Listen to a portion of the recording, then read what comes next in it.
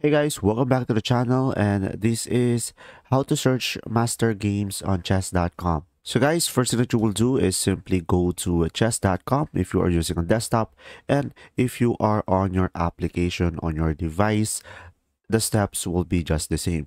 So first thing that you will do here at the chess.com homepage, just simply go ahead and go to the learn over here. And now on the learn, you will have multiple options. So just simply go to lessons. And over here on the lessons, just simply go ahead and go for a lesson library.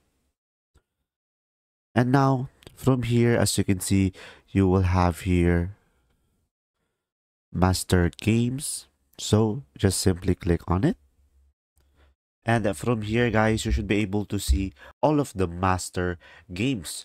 And here at the search bar, you will be able to filter out your search. So let's say I'm going to go for instructor. And as you can see, you will have here multiple coaches or multiple grand masters.